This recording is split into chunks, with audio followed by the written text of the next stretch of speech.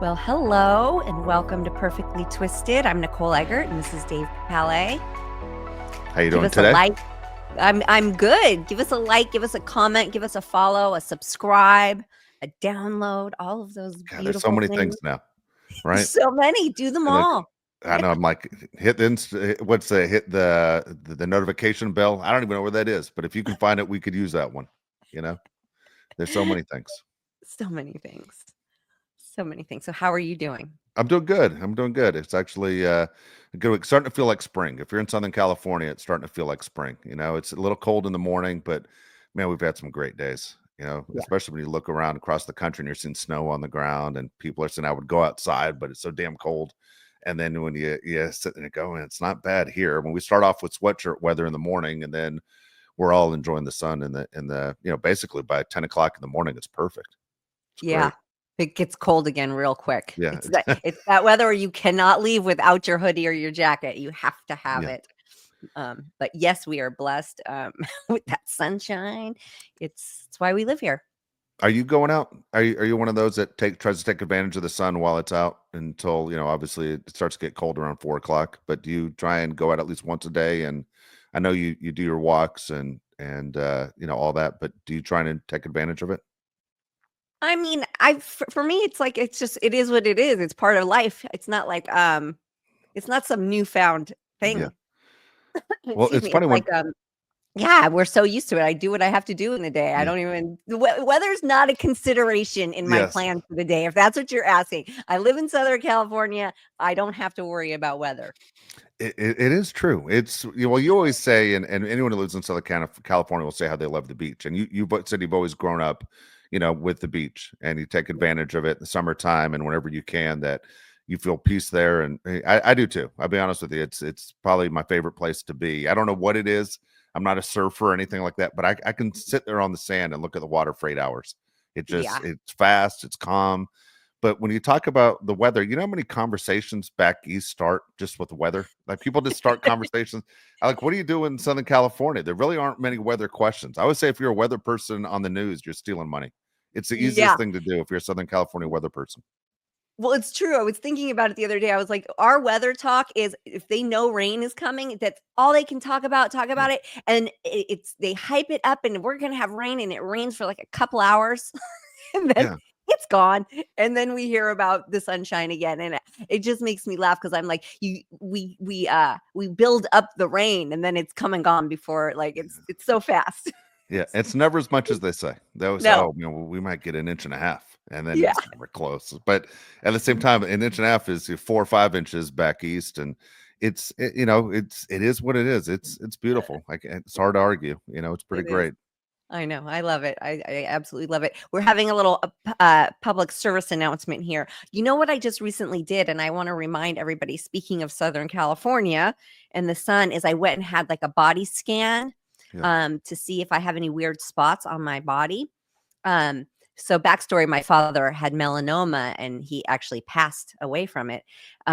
So I went and the doctor took two samples, two things, and they came back abnormal. No Really? cancer. Yeah, no cancer detected, but definitely abnormal. They were ones that would turn into something. So the prognosis or the prognosis is to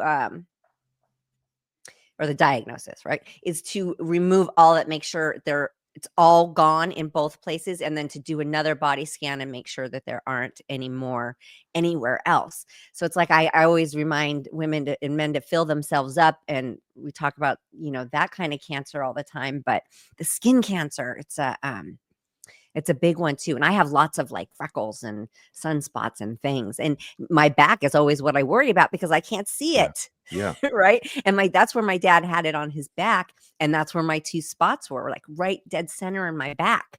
So I don't see these things. And so just a reminder, if you don't do that, you should do that, you How know? often do you go? Just curious. I have friends of mine who go at least a few times a year, like they go to the dentist. Yeah, I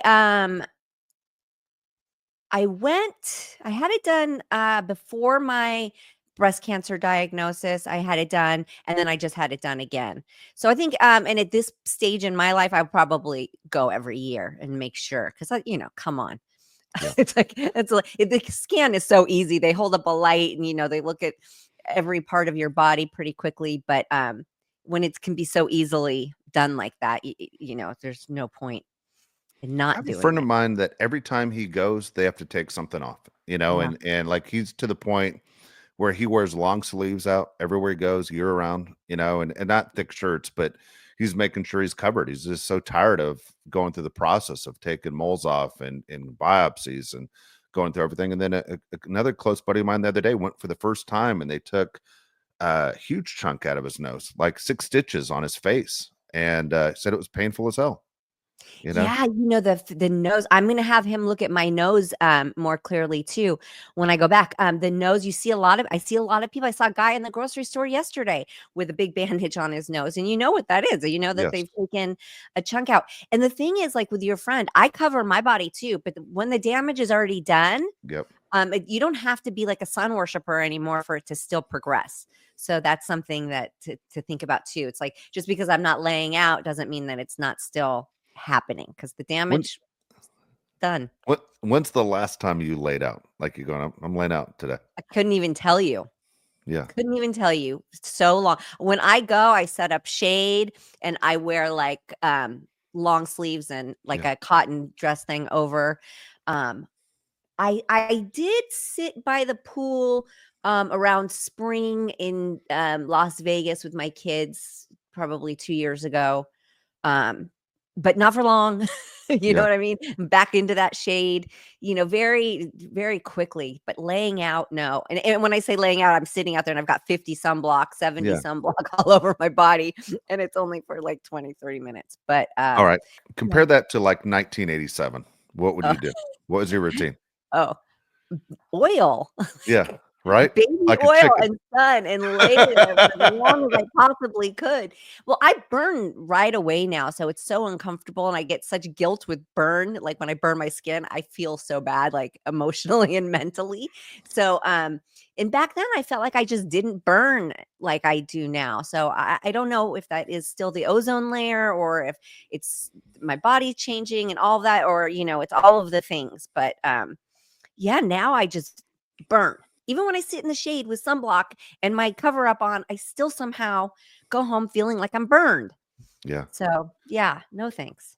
I think if you're around our age, you grew up as a teenager in the 80s, that was what you did. I mean, I know people said they just put straight baby oil on their body. Oh, And I yeah.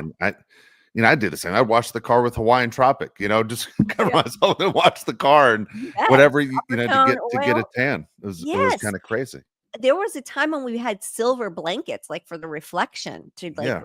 yeah, ridiculous, ridiculous, but Yep. I was also telling Dave, you guys, is that, he always wears these wireless headphones, and, I was telling him I'm gonna send him a video about just how bad that is for you. So I don't know if anybody else out there wears these all the time. I was telling Dave that my kids are even smart enough, they don't put them in at all, they wear the wired, headphones, and they looked at me like I was crazy when I sent them the video. They're like, "Of course not. We don't put that in our ears." And they talk with their phone on speaker, and yeah, it's proving to be so damaging and so dangerous. And men who wear their phones in their pockets all the time, it's you know, technology is a relatively new thing. So when they tell you, okay, we're seeing a lot of testicular cancer from Yeah. men wearing, you got to listen, and brain tumors and brain cancer from the phones and the ear pods. Yeah. So just Nicole's daily reminders. I know, it's very depressing. You kinda ruined my day, you know? Sorry. They're in my ears all the time. I mean, probably in the majority of my day, I have these ear pods in my ears. I do all my phone calls through them, and basically, you go to the gym, you have them in, do the shows like this, the same thing, and now I feel terrible, Yeah. And then It you just just told everybody I'm dumber than a 12-year-old. You said your kid straight up said, "Of course, we knew that. I would Well, never I do that." listen, I didn't know that they were like, knew how important it was. You just have to move back to the wired ones. You can still do all of those Yeah, things. Nobody wants you in public talking on your speakerphone. So keeping yeah, the earphone thing going is fine. It's just you gotta use the old school wired ones. Those are yeah, I'm gonna send you the video of just maybe you seeing them measuring the frequency that's going into your brain. It's one of yeah. those, eye popping, jaw Damn dropping it. It's one of those moments. Yeah. You're gonna see me in So, that class action suit against the companies that make these things, is what you're yeah. gonna what you're gonna With see. no warning label. Yeah. There was That no that warning. that's 100% it right there. So overall, week going good. How you feeling health-wise? Just a checkup. I know you just said you went to the doctor just for skin, but overall, people always wanna know, how's she doing? Well, I feel okay. I feel tired a lot. I'm adjusting to my new treatment and my new medication well. I'm not going to complain about it. I was prepared for some pretty terrible, serious side effects. And I feel like I'm having all the side effects, but just very mild. So I'm feeling good. I went and my white blood cell count was low. So that kind of explains some of the tiredness. So I'm going this week. I go 3 times this week to get blood infusions, which is a bummer. It just feels like taking a step back, but it's just one of these things I have to learn to deal with. But it's like, how do you get back to normal life when you still have to go to the infusion room 3 days a week and sit there next to everybody getting chemo? It's just, it's a bummer like that because you just try to get away from it. You try to get back to life outside of cancer, and it Yeah. proves very difficult, very, very difficult. It Mhm. rears its ugly head in all kinds of forms, and so that's that. But and I have a dear friend, Karen, who listens to the show regularly. So I hope she's listening. I haven't heard from her, which is very unlike her, and it makes me worry. And it's just, if she's listening, Karen, I love you. I hope you're feeling well. um Such an ugly disease, and I just try to separate myself from it as often as I can. So going back, um it's just, it's kind of a bummer. But interesting, I got called to do a scene in a movie yesterday. No way. And yeah, and I was so excited. So yesterday it was my first time like doing something um that was kind of normal. Yeah. Cancer had nothing to do with it. It Yeah. was amazing. And so that was really fun to just go and do a scene and be on set. And it's a project that I don't want to talk about yet because I don't know where they're at with it. But it's supporting another really strong female, and it was a female driven set. The camera Cool. department was 98% women. The director is a woman. The leading actors are women. It just was such a fun thing to see and such a fun thing to be a part of. So that was pretty exciting. How long was your day? How long did you have to do it? Not long at all. My call time was 1:30, so I got there at 1, and I was out of there by like Okay. 7 o'clock at night. Yeah, Yeah. not But a it felt long. like old times, right? Yeah, it Yeah. was. Yeah, it felt like old times, but I felt a little rusty. Did you really? Yeah, I Oh, that's did. I funny. felt rusty. I was like, ugh. And acting is one of these things. It's been so long. And I felt like when I was delivering my lines, I was like, oh, it was almost like when I hear myself sing, I was like, oh, cringe, cringe. How many takes did it make you do? Not many because it's not it's a pretty tight budgeted project. But I think we did it less than 10 times. Okay. So not that much. I don't know what a lot is or what a little is. Like, I'm one of those guys, I hate doing anything more than once. Like, when people ask me to repeat something, I just, "Ugh, fine." Like, I get I Yeah. get frustrated when you say, "What did you say?" And then I gotta repeat it. But, yeah, I was just curious, like, I'm always amazed with actors, in case people aren't aware, and singers especially. I've watched people record songs, and I've been in the recording studio going, every one of them sounds the same to me. And they'll say, "Let's do it again. Let's do it again. Let's do it again." I'm like, how do you not want to go through the glass and just strangle the guy that's telling you, "Let's do it again"? And then as an actor, you're like, that was the best I can do. Like, in your mind, you're thinking, I just did my best job. What do you mean we're going to do it again? But you can never do that, right? As an actor, you just got to go, okay, we'll do it again. I'm not sure a lot of actors ever feel like that. They always feel like they could do it better. They Really? always feel like they could change it up or give another option or deliver something a different way. Yeah, I think that each time you're exploring more and doing more and getting more comfortable with it. So I feel like actors will do as many takes as you'll give them. Sort of, that's sort How of a thing. important is it, directors, as far as directors go? Like, you'll hear people when they win awards, they'll give credit to a director.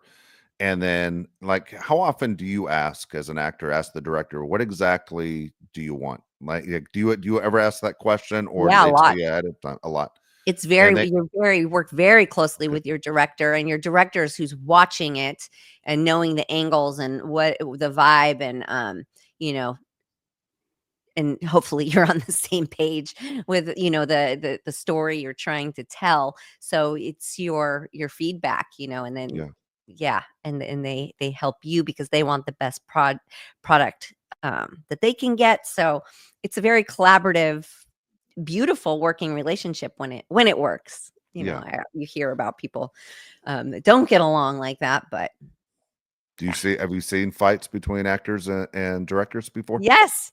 Listen, actors can be some of the most, um, oh, just hard to deal with people. Like, oh, some actors, I tell this story a lot too because I remember being in class when actors would argue with the teacher, like with the acting coach. Wow. Like, then what are you doing there? What are you doing there? And acting class is usually pretty long. You're talking about at least 3 hours to 5 hours. Sometimes it's expensive. People are giving it their all. Why are you arguing? Why Yeah, not just try it the way that they're telling you, and why not? Isn't that what we're there for, to play with it? But when you think your choices and your decisions are always right, um, you look a little foolish, even if you're doing a great job. To not be open to trying it a different way, or at least experimenting with what somebody else has to say. Yeah, actors can be. Oh, actors can be interesting. doesn't it make sense to try and keep a solid relationship with every director you come across for the fact they might recommend you for a future job? You would think, but people's egos come Yeah, into play so often, and it's weird. But I think that that's why when you see a really creative director, a lot of times they use the same cast in a lot of movies yep. because they know what they're going to get from that actor. They know that they can direct that actor. They know it's going to be a good time, and they're going to make a beautiful thing. So I think that there's really something to be said about that. And plus, it's just really nice when everybody gets along in the Yeah. workplace, right? Yeah, I no mean, kidding. yeah, it's No yeah. kidding. Yeah, you're right. It's funny. You're right. Certain directors that you see the same guy. Quentin Tarantino uses the same people over and over again in his movies, and then Adam Sandler does it a lot, even going to that genre. But I think he just takes care of a lot of friends. Like, this guy's a Yes, buddy of mine, and it's fun to be on the set with my friends. But yes.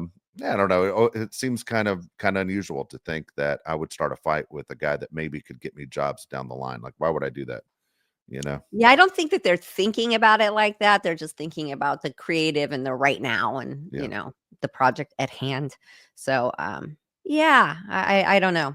And it's unfortunate when you read things like that because you're like, listen, you're two great minds coming together. You should definitely, hear each other out. But I guess this rolls over into all parts of life, that's easier said than done Yeah. because look at our world right now, so divided. But if everybody could just sort of give and take, it Let probably me be let the me ask best you this option. question. How many times have you been on set with someone that you could tell, like, they're all in, like, I'm the greatest actor in the world. Like, you could tell their ego is out of control, yet they haven't been in a lot of things. They have the attitude of, I'm on the verge of becoming a big star, and you never see them again. Like, do you see that often of people that walk in there and go, I'm the shit, but guess what? You know what? I know this guy's digging his own grave right now. He's not what he thinks he is.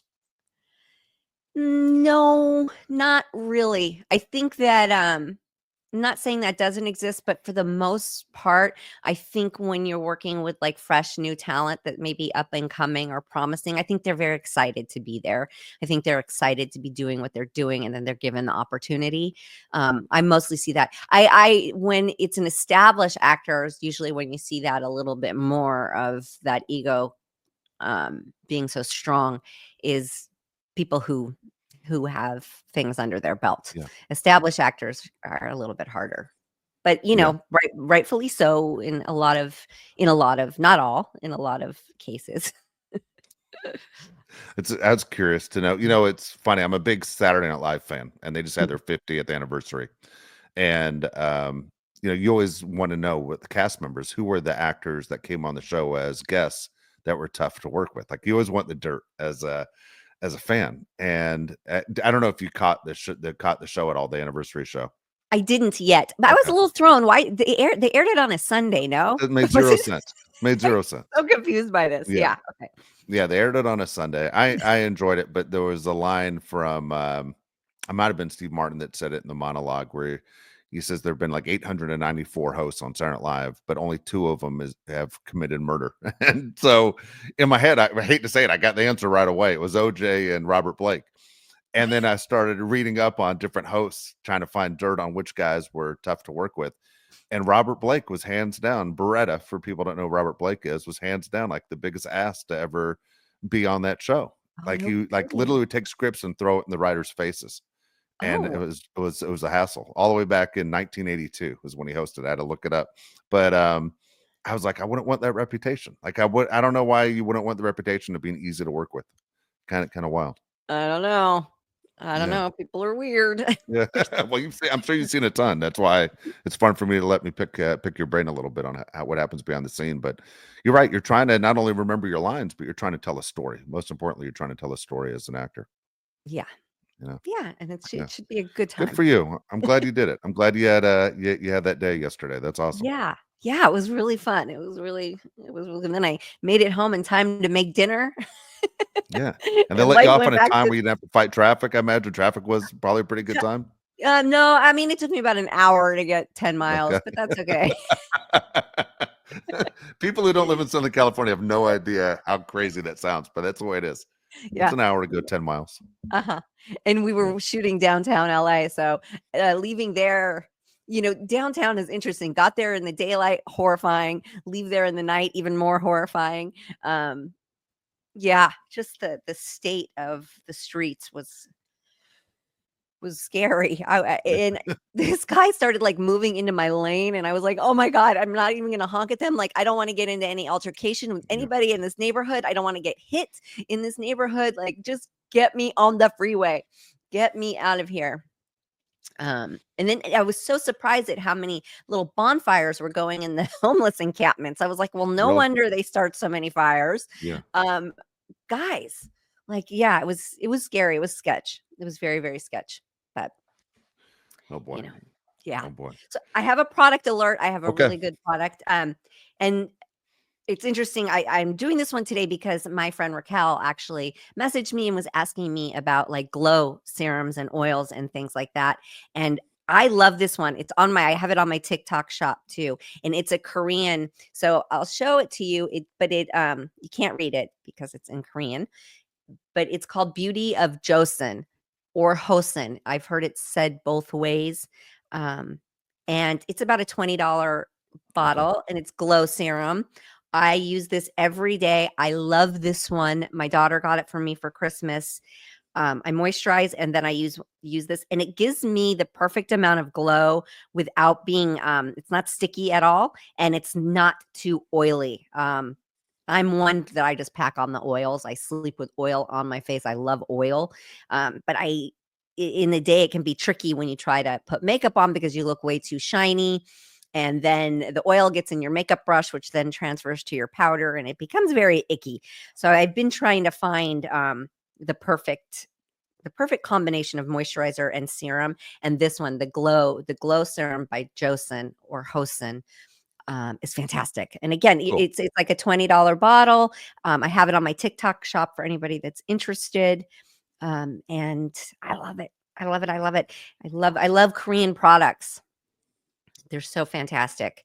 So none of the bullshit in there. They Koreans are one of those cultures who having good skin is like a status thing. So everybody strives to have really good skin. So their products are really good. And yeah, I can't say enough about it. Good. Good deal. Did you catch up yesterday on as we do the show on Beverly Hills Housewives? Did you I watch? watched it this morning. Okay. I I didn't. watched it this morning too. Yeah, I watched it this morning. and I will probably rewatch it because, of course, I wasn't able to like sit down and watch it. Yeah. I had it on. When I came home last night, I rushed to watch the 90 Day that I hadn't seen because a new season started, and then there was a new episode of Last Resort of the 90 Day franchise. So I wanted to catch up on those, and then I fell asleep to the new Love Is Blind. Okay. So anybody who's watching those. With Love Is Blind, I always find, if anybody agrees with me, the pods in the beginning so boring. Like it doesn't get good until they like say they're going to get married, get engaged, and then they head out into the real world. Like that's when things begin for me, anyway. So I keep falling asleep. I fall asleep to the pods. If anybody watches, they know what I'm talking about when I say the pods. Um, so I have to go back and find like where I was, but so, okay, Housewives. I thought it was a good episode. I I did thought too. I did too. I thought it was a good episode. The one next week looks insane, but um, the one today, the one we just watched today, I thought was outstanding as well. What's your feeling? I seem to ask the same question every week, but what's your feeling on Dorit? well, I mean, I think that Doree was funny because she blatantly did not come downstairs. For if anybody didn't see the episode, and spoilers, she's throwing a 4th of July barbecue and she invites all the ladies over. Well, Sutton, who she doesn't really get along with so well, is the first to arrive and Yeah, is sitting down in the living room. And Dorit is conveniently lost something and is searching for a piece of jewelry that a she, body you know, change. yeah, body chain that we know. She just, I don't think she ever wore the body chain. Didn't she have, Yeah. she didn't even have a place to wear the body chain, which No, made me laugh. She was just doing anything to not be alone with Sutton downstairs. And they were coming for each other. They came into it with boxing gloves on. I felt like they were coming for each other. Sutton was getting riled up that Dorit wasn't coming down, and then they got into it with about the bag, and Dorit was saying, "You owe me. You should give me the bag." And these women's obsessions with these Birkin bags. And when Kyle goes, "Look at her adorable bag," and she holds up the same goddamn bag that all the Birkins look the same I goddamn agree. bag in a different size and a different color. And I'm like, they cost a mortgage, Yeah. their down payment on a home. These bags, they all look the same. I don't get the obsession. Thank God, I guess. Thank God I don't love these bags. You can't get more square and boxy and basic than a Birkin bag. I agree. I've never bought a purse in my life, but at the same time, I'm like, I don't get it. I just don't understand. It's like it's a flex, and Yeah, it makes it it is. even It's a more flex. ugly to me because I'm like, it's stiff, it's stiff, it's boxy, it's basic. I don't get it. But they love them, and then so Dorit is like, "You should give me your bag," and Sutton's like, "Absolutely not." And then then Sutton went for her when Dorit went for Sutton when she made the alcohol reference, right? Yeah, So someone it was asked uncomfortable. Sutton what's the drink she's drinking and did it have alcohol in it? And of course, Dorit's like, "Did you just ask her if her drink had alcohol in it?" Yeah. I mean, and that set Sutton off, and I'm here for it. I just live for it. And then you have Garcelle run over to Sutton's side, and then you have Bose. I always call her Boz. Bose run over to Dorit's side. So And then I'm really loving what's happening with Kyle. I feel like she's sort of opening up and realizing that maybe she doesn't she's confused. She's in a moment in her life, right? She's in a yeah, transitional phase, and I think we've all been in those where you just don't really know which end is up and what's next. And I think she's really coming to terms with that. So that's why next week looks so scandalous. But it does.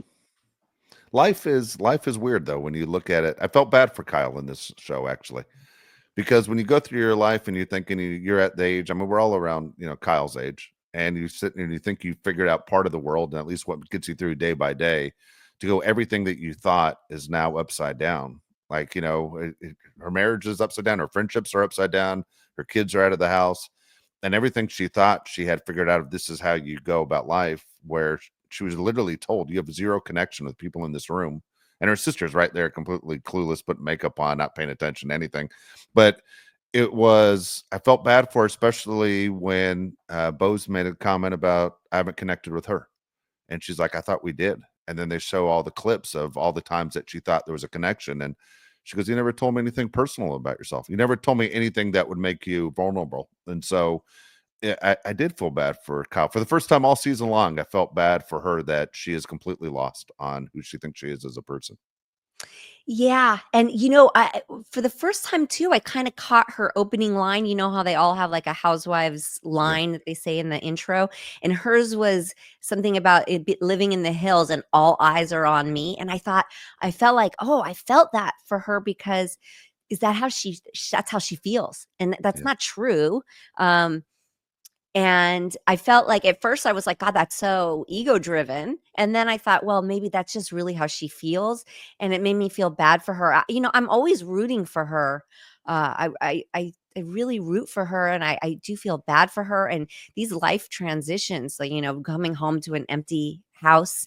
And I think both Mauricio and PK, PK. they both were planning for divorce mentally before the wives. Yes. Especially PK, he was definitely, in a mindset of, leaving, and the women are caught off guard a little bit, and they weren't thinking that way. They're thinking about reconciliation and being open to it working out, and the men were not. The men just move on. Not only that, Mauricio left all his clothes like in that closet. When they show his closet, you're like, this guy is not just walking around with nothing. He's a businessman that has a whole nother wardrobe somewhere else. Like, he does not give a shit.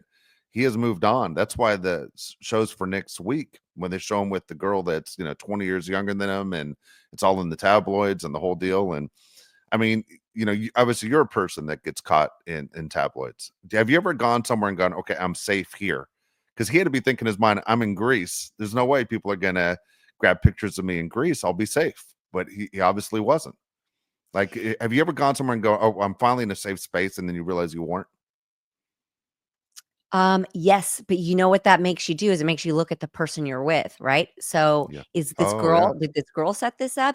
And what I think is so kind of scandalous about this, it's not that he is having some young woman meet him in a tropical place for a vacation. Let's not act like, we're surprised by any of that, but it's because he was supposed to be taking his daughter on a trip. In the Oh, last week's episode, they're yeah. in Kyle's kitchen and they're talking about That's right. that That's the right. daughter and him are going on this trip. And then he's meeting up with his friends. So this trip, seemed to. I think Kyle was thinking, "Oh, my kid and her dad are going on this Yeah. trip," and then to find out that a hot young thing met him at the airport.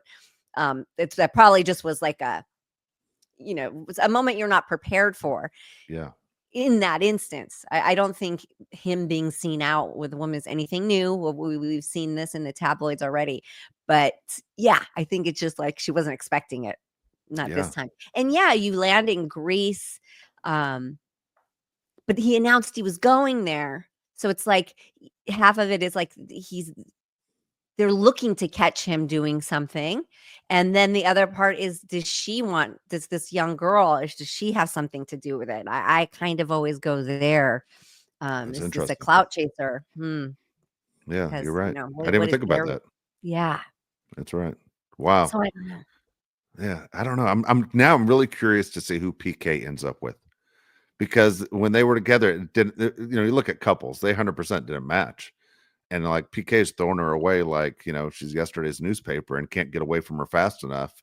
And was it her that was that insane? Did he grow tired of it? I mean, he basically he's throwing his kids away, which is disappointing to watch that he's not around in his kids' lives from what we see. But to go, what was so bad that you said enough's enough? I just got to get out. Well, doesn't it turn out that he did this to the first wife too? Oh, I Is didn't that know. I didn't know he was married before. the 10-year mark, is Oh, coming up. And in like, California, if you're married for 10 years, you have to yeah, split everything. yeah. If That's you what divorce Donald Trump did before with that. Marla Maples. Remember that? He did the same Yeah. move. Yeah, Yeah, so it's something that, it looks like he has a pattern of doing, and that's gotta be sort of dirty. soul stealing. Yeah. You know, as a woman, like, oh my God, the 10-year mark is coming up and you're divorcing me and throwing all of this away. It's gross. I think it would make me feel like everything was bullshit, Yeah. I agree with you. right? Yeah. It's a shame there are kids involved. That's what sucks. Yeah.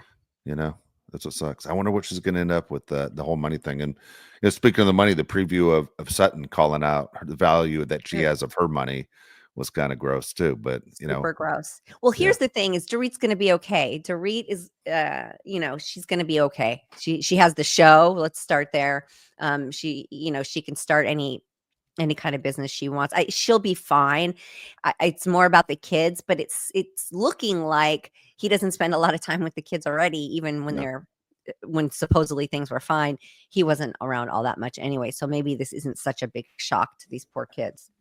So yeah. let's just hope, that their lives don't change too much and they're not as affected by it. But yeah. You want to get to your mailbag? All right, let's do it. Okay. Let's get to the mailbag again. If you want to ask a question to Nicole, all you have to do is go to the website, perfectlytwistedpod.com, and then you'll see the mailbag right at the top of the screen, and you sit there and insert your questions. We have Joseph Cabral. He has 5 questions for you. All right, First, Joseph. first question, Nicole, what is your favorite board game? Um, well, I love Monopoly, but you really have to be able to put the time in. Yeah. But there is a game that we grew up with in our household, and I recently played it. We were in Big Bear. A group of us were in Big Bear, and the game was in the cabin that we rented. It's called Aggravation, Okay. and it's a really fun game. It's like you move these marbles around the board, and it's pretty simple, but it's fun, and it can really piss people off. I know a lot of boards were flipped upside down in my Oh house no. growing up over that game. So I love Aggravation and I love Monopoly. Yeah. There you go. There you go. Nicole, what TV show would you like to see remade or rebooted? Oh, I'm not a big, huge reboot kind of person. I think maybe a Brady Bunch could be fun. A That'd modern be day interesting. Brady Bunch, Yeah. uh, that could be cool. Um, maybe, yeah, I would say Gilligan's Island, but then is that lost? That show lost? Yeah. It seems like too when they do a reboot, they make it like how they took Fresh Prince of Bel Air and then made it more edgy. Yeah. So I feel like that could be a fun thing to do with Brady Bunch. Yeah. Yeah. There you go. Or the Partridge Family. That was a good one. There's so many musical people out there. That could be a great launching pad for musicians. I don't The Partridge Family was a crazy show. It was as I mean, we were young when that show was out, but you're like, all right, wait a second. All you have all these people, they all play their own instrument, they all sing, they had a crazy bus, and then you got Reuben Kincaid, and you're like, all right, wait, you're trying to like in my head, I'm trying to do the whole, basic the mom dad thing, you're trying to figure out in your head. Even the Brady Bunch for me, it took me, I think, to understand that. Wait a second, they were both married before. Like he had 3 boys, she had 3 girls, but the Brady Bunch 100% would work today. I think Yeah. the Brady Bunch would work. Yeah. We Brady Bunch kind of would be see, I fun. guess, different shows where they bring in families and stuff, but the old joke is, for being an architect, what kind of house was this? There was a lot of problems. You got 3 girls sharing one bathroom with 3 boys. Like, what the hell's going on? Like, is he the worst architect of all time? Well, You 'cause there know? was the Jack and Jill bathroom, right? Yeah, Well, then you don't have drama on a sitcom if you don't, if that's true. someone's not waiting for the bathroom. That's true. Yeah, Yeah. that's funny. Have you ever met anyone from the Brady Bunch in your time? Yes. Okay. Um, Barry Williams is like, seems like he never turns on an interview. Greg. Like, you always yeah. see Barry Williams loved playing that role. Yeah. I mean, I think that a lot of them did. I think that was yeah, I mean, what a great piece of history to be a part of. Yeah.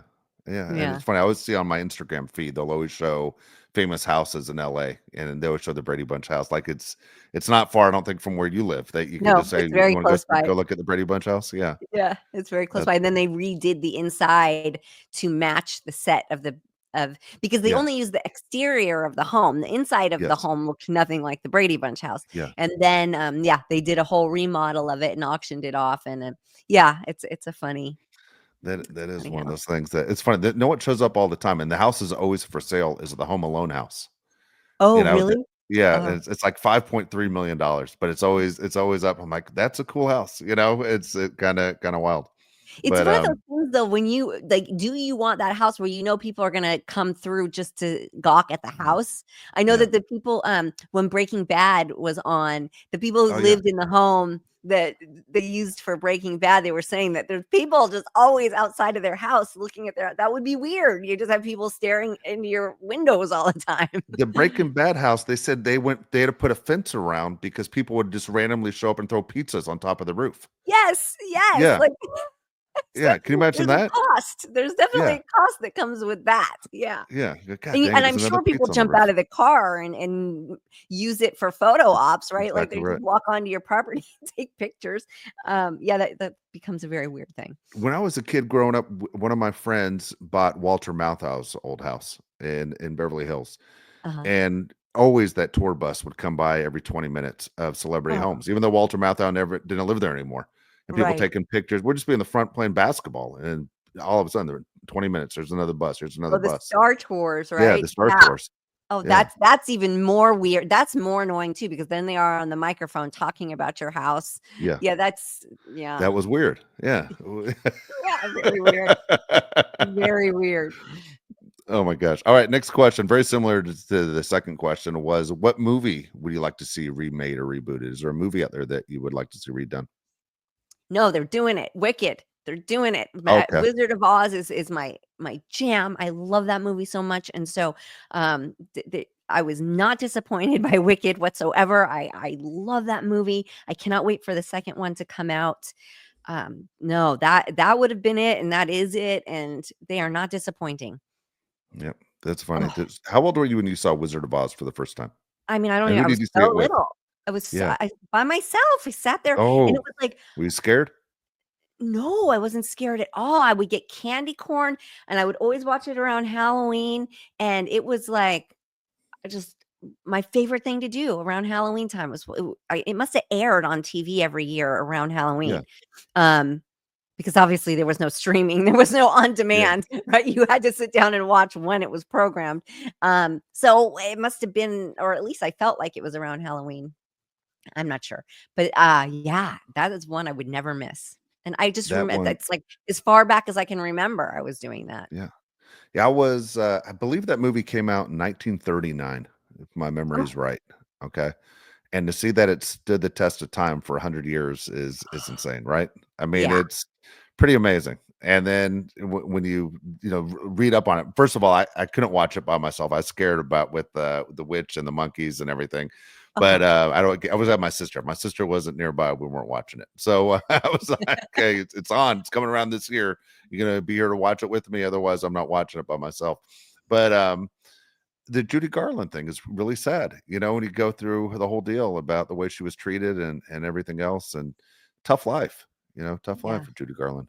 Yeah. Pretty amazing though, but almost 100 years and that movie still holds up, you know? Yeah, and they did it justice. I mean, the remakes and the prequels to it are just oh, yeah, because they could have been a bomb, it Yeah, could have not worked, but it works, and it's so good, so, yes, that legend lives.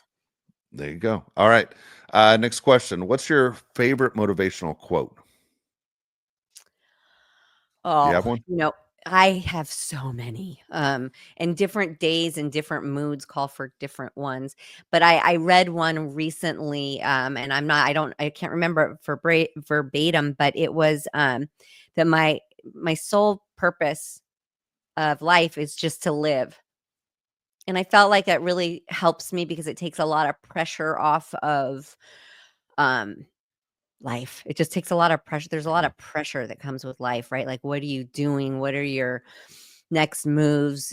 And especially with the cancer, it's like all the decisions all day of what you do for your body. Blah. It becomes so heavy and so much. So to just remember that really all you need to simply do is live. yeah, Um, that's a good reminder because sometimes we forget that, and living becomes a chore, and it shouldn't be. Yeah, no, you're absolutely right. No, you're right.